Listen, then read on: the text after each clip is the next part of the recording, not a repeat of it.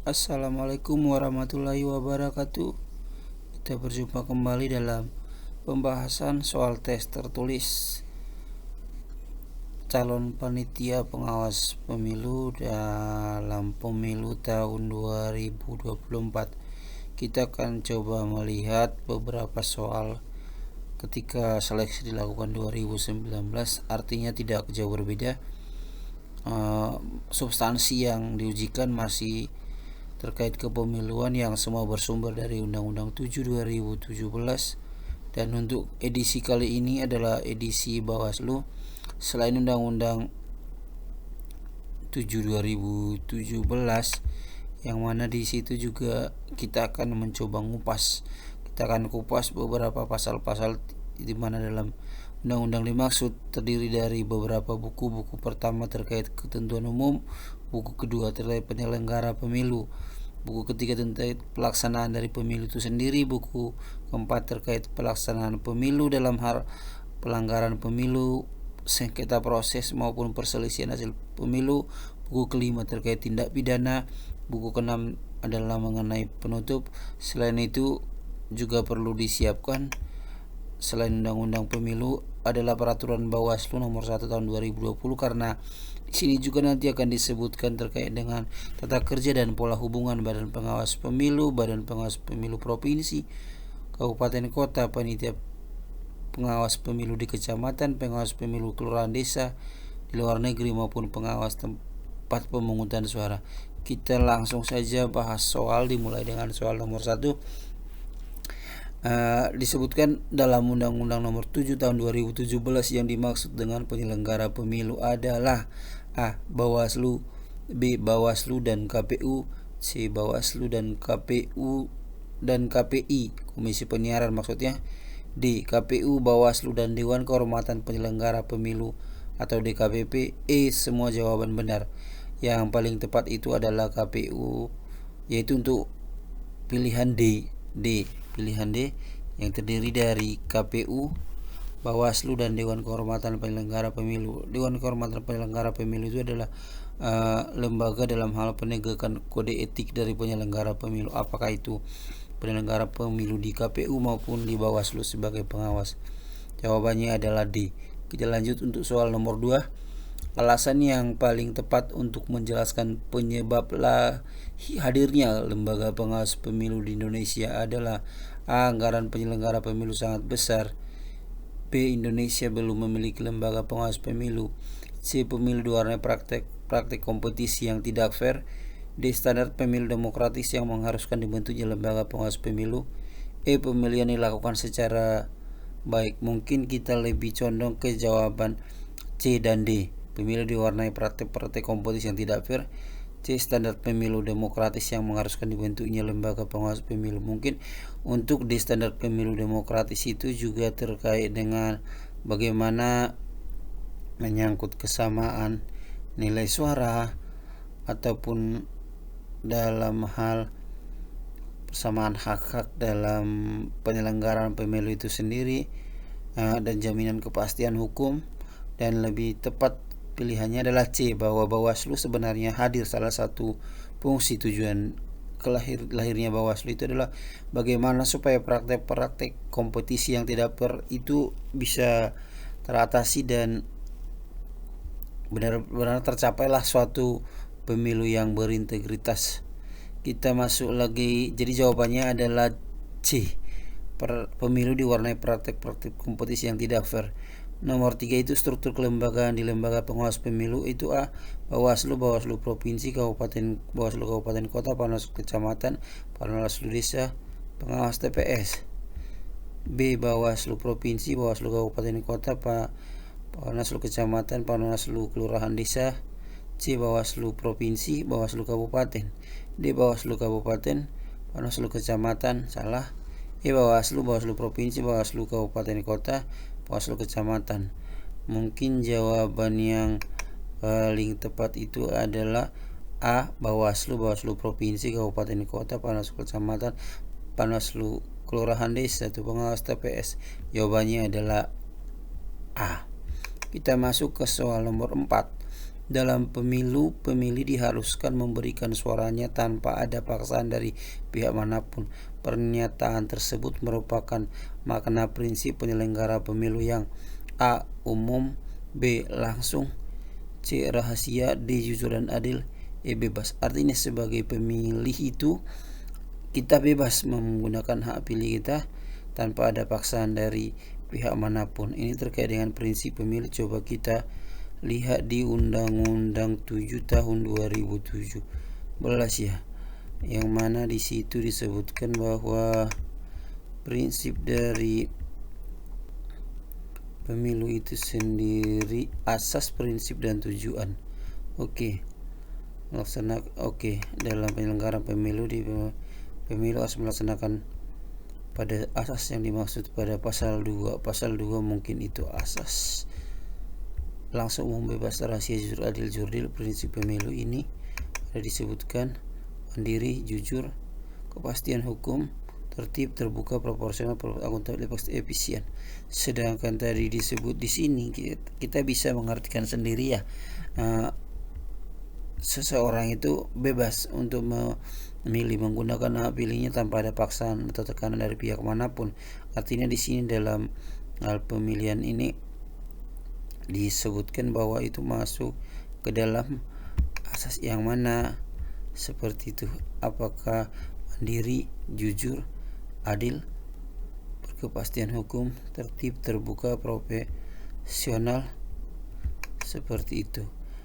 Coba kita jawab itu tanpa ada paksaan. Itu merupakan makna prinsip penyelenggara pemilu yang bebas. Kita coba mungkin lebih condong bebas itu ya, kebebasan diberikan hak untuk memilih sebebas-bebasnya.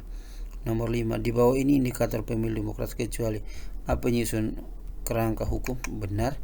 Hak memilih untuk dipilih, iya. Kampanye pemilu yang demokratis, iya. Akses media dan kebebasan berekspresi. Di adanya lembaga pemilu, yaitu pengawas pemilu, mungkin lebih pas jawabannya adalah D. Akses media dan kebebasan berekspresi bukan sebenarnya menjadi indikator dari pemilu demokratis, tapi yang menjadi masuk kategori adalah pilihan A, B, C, dan E. Nomor 6, pengawas TPS berjumlah A. 1 orang, B. 1 orang setiap TPS, C. 2 orang setiap TPS, D. 3 orang setiap desa kelurahan, E. 5 orang setiap desa. Coba kita cari pengawas TPS di Perbawaslu. Mungkin di sini akan dijelaskan terkait dengan pengawas TPS berapa jumlahnya. Pengawas TPS dibentuk oleh Panwaslu desa ya, pengawas. Pasal 37 sepertinya ya. Kita cari Panwaslu dibentuk oleh Panwas. Jumlah anggota Panwaslu dalam melaksanakan tugasnya, pemantauan penerimaan pengawas TPS. Jumlah anggota Panwaslu desa PPL, Panwaslu kelurahan, desa, pengawas pemilu lapangan 1 orang. Maka jawabannya adalah 1 orang. Coba kita jawab 1 orang di setiap TPS. Jawabannya adalah B. Kita masuk ke nomor 7. Dalam pelaksanaan kampanye ada aturan dan ketentuan yang harus dipatuhi oleh pelaksana, peserta, dan petugas kampanye. Berikut ini adalah larangan dalam kampanye yang harus ditaati pelaksana peserta kecuali A. Mempersoalkan dasar negara Pancasila, pembukaan Undang-Undang 45 Republik tahun 245. 2. Mengganggu ketertiban umum, membawa dan menggunakan tanda gambar dan atribut selain dari tanda gambar dan atribut peserta pemilu bersangkutan, menjanjikan atau memberikan uang atau materi lain kepada peserta kampanye dengan batas waktu yang telah ditentukan oleh KPU dalam aturan tertentu yang harus dipatuhi oleh peserta dan pelaksana. Berikut ini adalah larangan dalam kampanye. Berarti yang dilarang adalah semua. Nomor 7 ini semuanya dilarang kecuali kampanye dengan batas waktu yang telah ditentukan oleh KPU. Artinya ini salah satu aturan dari kampanye. Berkampanye sesuai dengan waktu yang ditentukan oleh KPU, sedangkan yang namanya menjanjikan memberikan kepada peserta kampanye, mengganggu ketertiban umum, mempersoalkan dasar negara, membawa tanda gambar atribut selain yang peserta yang bersangkutan, itu merupakan hal-hal yang dilarang selama kampanye. Jadi pilihannya adalah E. Kita masuk ke soal nomor 8. Pernyataan berikut merupakan kewajiban Bawaslu Kabupaten Kota dan Panwaslu Kecamatan kecuali bersikap tidak diskriminatif dalam menjalankan tugas dan wewenang. Ya, tidak boleh yang namanya diskriminatif. Yang masuk kedua, melakukan pembinaan dan pengawasan terhadap pelaksanaan tugas-tugas pengawas pemilu pada tingkatan di bawahnya. Ya, menerima dan menindaklanjuti laporan yang berkaitan dengan dugaan adanya pelanggaran terhadap pelaksanaan peraturan perundang-undangan. Ya, menyampaikan laporan hasil pengawasan kepada Bawaslu Provinsi.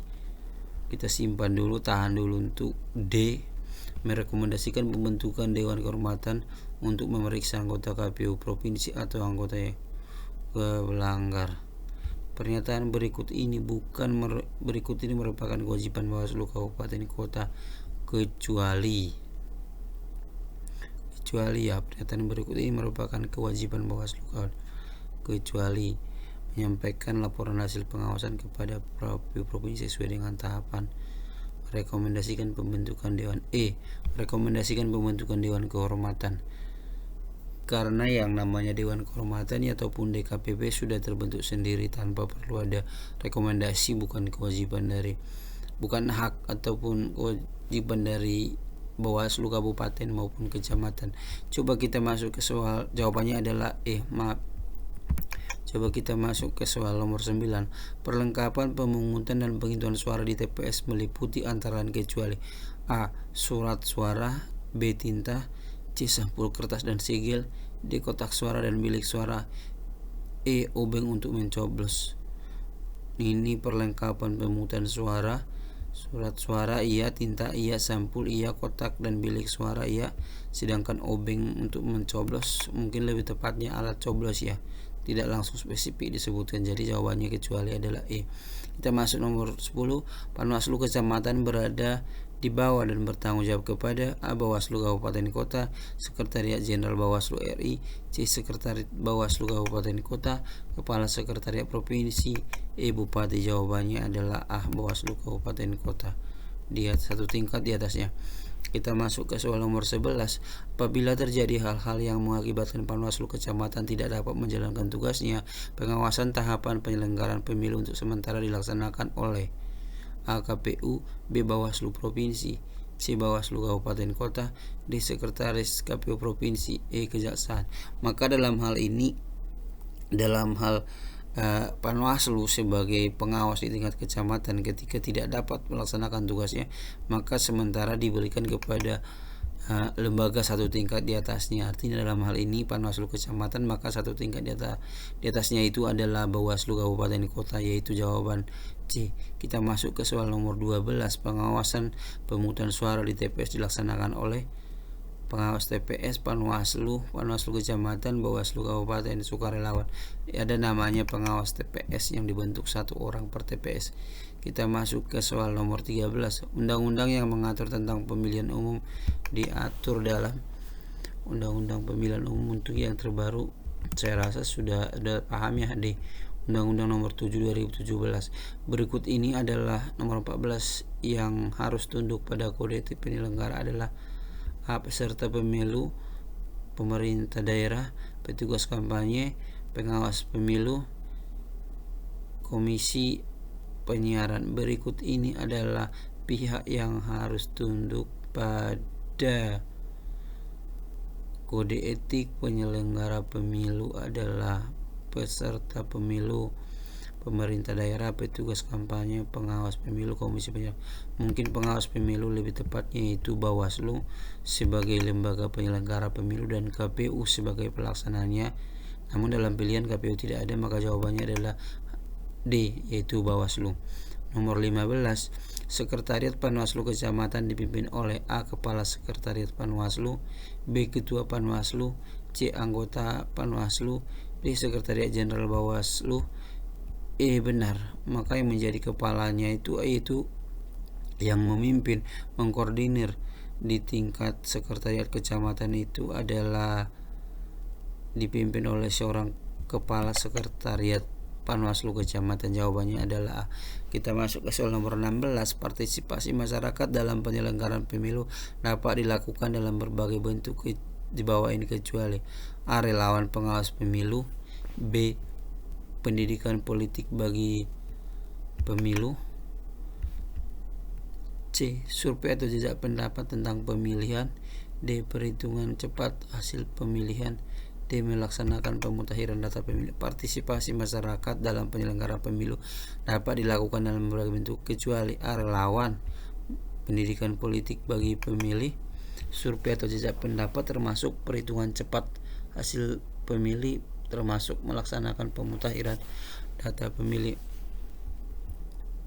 Maka yang tidak termasuk partisipasi masyarakat di sini adalah pendidikan politik bagi pemilih, relawan pengawas pemilih, survei atau jejak pendapat tentang pemilih, perhitungan cepat hasil pemilih.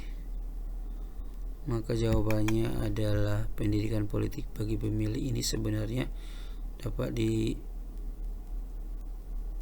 bawah ini. Maaf, kita ulangi. Partisipasi masyarakat dalam penyelenggaraan pemilu dapat dilakukan dalam bentuk di bawah ini kecuali survei atau jejak melaksanakan pemutakhiran data pemilih. Yang melaksanakan pemutakhiran itu adalah penyelenggara melaksanakan pemutakhiran data pemilih. Maka jawabannya adalah E. Nomor 17, pengawasan pemilu dilaksanakan dengan menggunakan strategi A. Pencegahan dan penindakan, B. Penentukan titik rawan, C. Menentukan pokok pengawasan, D. Pengawasan melekat, E. Peringatan dini. Mungkin pada fungsi pengawasan itu A, itu pencegahan dan penindakan. Artinya ketika Bawaslu juga tidak hanya semata-mata untuk melakukan pengawasan, tapi mereka juga bisa untuk meminimalisir potensi konflik ataupun sengketa terjadinya. Dari dalam hal ini fungsi pencegahan juga diperlukan. Jawabannya adalah A. Kita masuk ke soal nomor 18. Pencegahan pelanggaran pemilu yang dilakukan oleh penyelenggara pemilu difokuskan pada A. Ketidaktepatan waktu pada proses pelaksanaan setiap tahapan pemilu sesuai jadwal yang telah ditentukan, B. Ketidakbenaran dan ketidakabsahan data maupun dokumen yang dipersyaratkan atau yang wajib disyaratkan pada setiap tahapan pemilu, C. Ketidakpatuhan terhadap pelarangan pada setiap tahapan pemilu, D. Perbuatan yang dikategorikan sebagai pelanggaran pemilu, E. Perbuatan yang dikategorikan sebagai tindak pidana pemilu. Pencegahan pelanggaran pemilu yang dilakukan oleh difokuskan pada A. Ketidaktepatan waktu pada proses pelaksanaan setiap tahapan sesuai jadwal, E. Ketidakbenaran pada data. Mungkin jawabannya itu adalah D. Perbuatan yang dikategorikan sebagai pelanggaran pemilu. Artinya pencegahan itu perbuatan yang dikategorikan harus dicegah. Nomor 19, pengawas pemilu perlu melakukan identifikasi dan pemetaan potensi rawan pelanggaran pengawasan pemilu pada tahapan. Pengawas pemilu perlu melakukan identifikasi dan pemetaan potensi rawan pelanggaran pengawasan pemilu pada tahapan A. Pemutakhiran, kampanye, semua tahapan, di tahapan pemungutan suara, pencalonan. Mungkin jawabannya adalah semua tahapan. Artinya Bawaslu sebagai pengawas melekat terhadap jalannya proses tahapan pemilu. Kita sampai ke soal nomor 20. Pencegahan pelanggaran dapat dilakukan oleh pengawas pemilu melalui beberapa berikut. Penguatan koordinasi antar lembaga dalam mencegah terjadinya pelanggaran. Peningkatan kerjasama antar lembaga. C. Peningkatan transparansi pelaksanaan pemilu. D. Peningkatan akuntabilitas pelaksanaan pemilu. E. Semua benar, maka jawabannya adalah E. 21. Hasil kegiatan pengawasan pemilu dituangkan dalam formulir. Artinya dalam hal pembuatan formulir ini kita harus maka jawaban yang benar adalah E, formulir B dan C. Kita masuk ke soal nomor 22.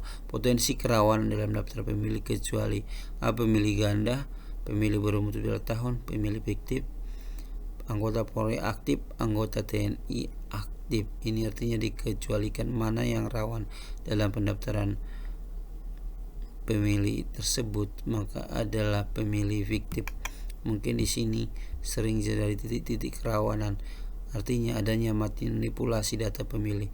Kita masuk soal nomor 23. Fokus pengawasan pada pelaksanaan tahapan pendaftaran pemilih yang paling tepat adalah akurasi data, pelibatan RW, pelibatan RT, pelibatan tokoh masyarakat, akurasi data penduduk. Yang lebih tepat adalah akurasi data pemilih. Artinya pemilih dengan penduduk beda.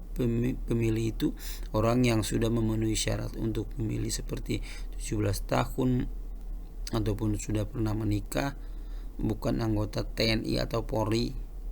Sedangkan akurasi data penduduk mungkin kepada data statistik yang dilaksanakan oleh lembaga BPS nomor 24 pemilu tahun 2019 dilaksanakan pada, jawabannya adalah C, 17 April.